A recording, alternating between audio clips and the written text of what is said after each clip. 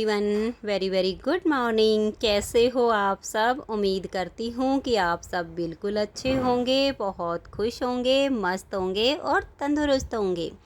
आप सभी का आपके अपने चैनल एसके ब्लॉग्स में बहुत बहुत स्वागत है। तो फ्रेंड्स, सबसे पहले आप सभी को मेरी राम राम। तो आइए और सुबह की चाय पी लीजिए।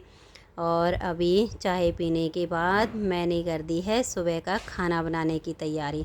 वैसे अभी मैंने साफ़ सफाई का कोई काम नहीं किया है, क्योंकि अभी अभी तो मैं बुखार से उठी हूँ, तो एकदम से सारे काम मेरे से नहीं हो पाते हैं। तो सुबह उठ के सबसे पहले तो मैं अपना फ्रेश होके और नहा धो लेती हूँ।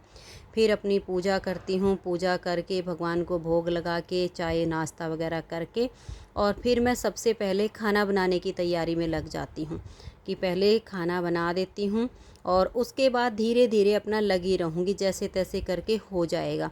और वैसे भी 10 दिन से तो घर में ढंग से साफ़ सफाई हुई नहीं, बच्चों ने जैसा भी हुआ वैसा कर दिया इन्होंने। फिर भी मैं तो बहुत मानती हूँ कि बच्चों ने बहुत हेल्प की मेरी, जैसा भी इनसे बना इन्होंने कर दिया।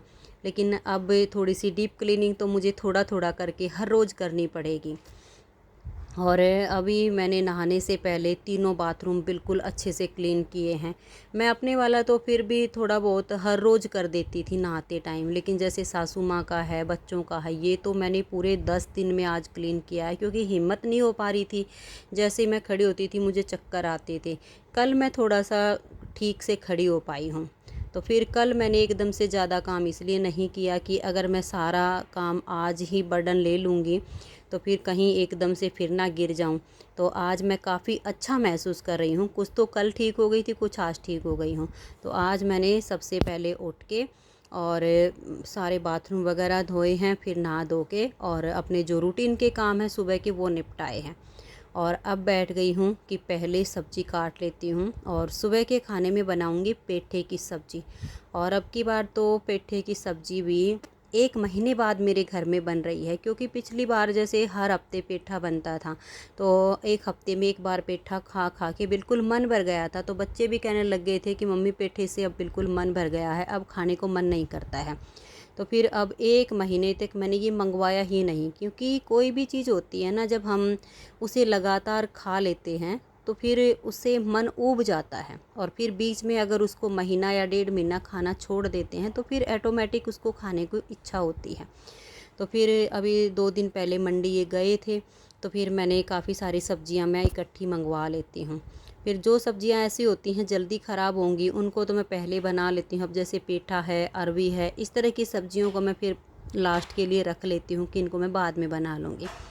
अभी अरवी रखी हुई हैं, उनको मैं कल बना लूँगी। तो आज मैंने पेठा रख लिया है कि आज मैं पेठा बनाऊँगी। तो इसीलिए मैंने सोचा कि चलो अभी चाय नाश्ता वगैरह मैंने कर लिया है, पेठा काट के और सब्ज़ी में छोंक लगा देती हूँ। तो ये देखिए सब्ज़ी में मैंने छोंक लगा दिया है, मेथी का मैंने छोंक लगाया है।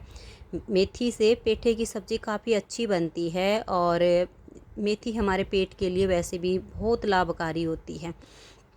तो इसमें मैंने एक तो जैसे छोटा सा कच्चा आम था वो डाला था और एक टमाटर डाला है।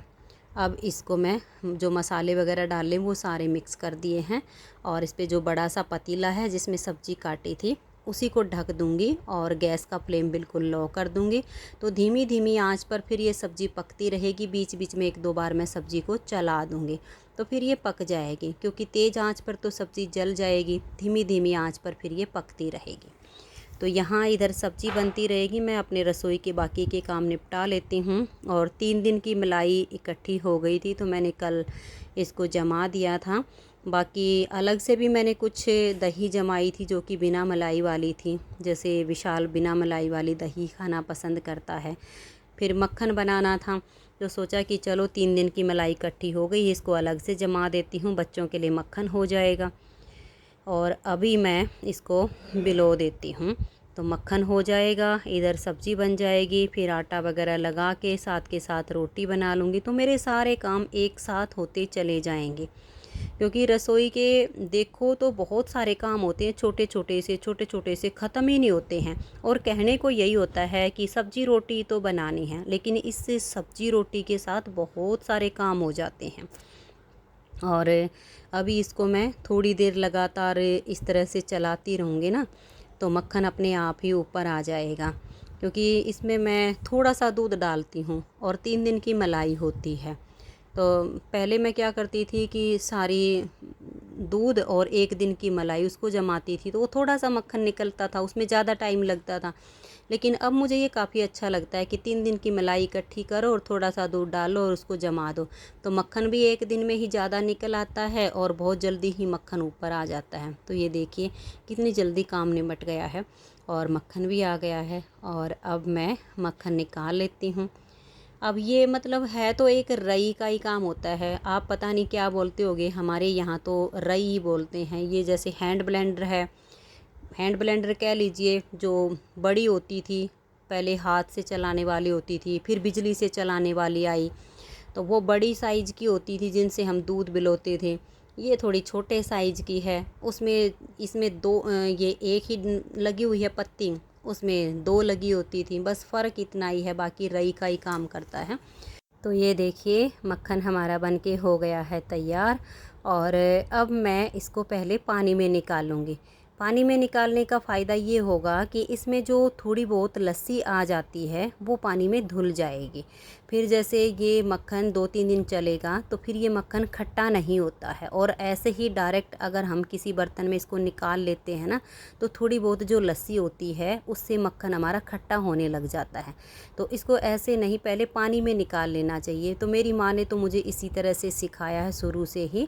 पहले हम गांव में थे, जब दूध बिलोती थी माँ, तो इसी तरह से पानी में मक्खन निकालती थी। आज भी माँ गांव में जब दूध बिलोती है, मक्खन निकालती है, तो पानी में निकालती है और फिर उसको धो के इस तरीके से और फिर दूसरे बर्तन में निकालती है। तो जो थोड़ा बहुत लस्सी होती है वो पानी में धुल जाती है, तो फिर हमारा जो मक्खन होता है वो बिल्कुल प्योर हो जाता है।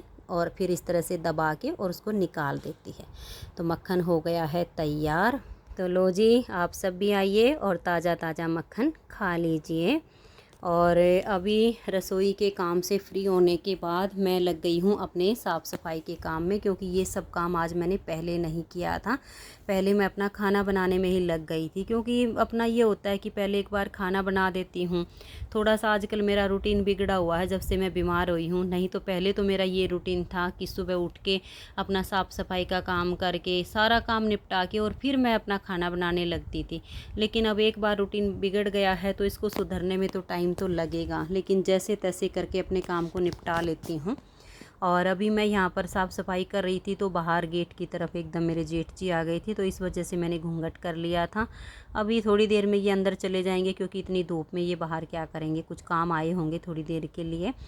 और यहाँ बाहर बालकनी को धो के पहले तो यहाँ पर मैंने जो सीख वाली झाड़ू होती है ना, इसको लिया है कि पानी डाल के और रगड़ रगड़ के पहले तो मैं इसे धोऊंगी और फिर वाइपर से यहाँ से पोंछ दूँगी, तो बिल्कुल एकदम से चमक जाएगा। तो फिर यहाँ हो जाएगा बिल्कुल साफ़ सुथरा। फिर अंदर की झाड़ू लगाऊंगी और पोछा लगाऊंगी। तो ये है 2.5-3 घंटे का टाइम तो आराम से लगेगा, ये सारा काम निपटाऊंगी, इतना तो लग ही जाएगा समय सब काम करने में। और ये लगा लीजिए यहाँ बालकनी में तो मैंने कम से कम 14-15 दिन पहले धोया था, क्योंकि मैं बीमार पड़ गई थी। फिर उसके बाद यहाँ बीच में मैं थोड़ा थोड़ा, जिस दिन मेरी हिम्मत होती उस दिन झाड़ू तो मैं लगा देती थी, जैसे तैसे करके, जैसी भी हिम्मत होती थी। लेकिन फिर बच्चों से तो ना तो धुलेगा ना पोछा लगेगा, और मेरे में हिम्मत नहीं हो पा रही थी। लेकिन अब जब शरीर में थोड़ी सी जान होने लग गई है ना, तो फिर नहीं अच्छा लग रहा बिल्कुल भी। बस फिर तो ये मन हुआ कि चलो मैं इसको क्लीन कर देती हूँ, क्योंकि पहले तो ये था कि हिम्मत नहीं हो पा रही थी तो अपना जैसे भी था पड़ा था। लेकिन जब शरीर में थोड़ी सी हिम्मत हुई है तो फिर ये मेरे से देखा नहीं जा रहा है। अब तो 2-4 दिन लगेंगे, सारे घर को एकदम से साफ़ सुथरा कर दूंगी जैसा पहले था। और आज की वीडियो में बातें हो गई हैं बहुत सारी, और इस वीडियो का मैं यहीं पर एंड करती हूँ। अगर वीडियो थोड़ी सी भी अच्छी लगी हो तो वीडियो को लाइक और शेयर ज़रूर कीजिए। मिलते हैं नेक्स्ट वीडियो में, तब तक के लिए आप सभी को मेरा प्यार भरा नमस्कार। राधा स्वामी। राधे राधे। जय श्री राधे। Bye bye. खुश रहिए और आप सब अपना अपना ध्यान रखिए।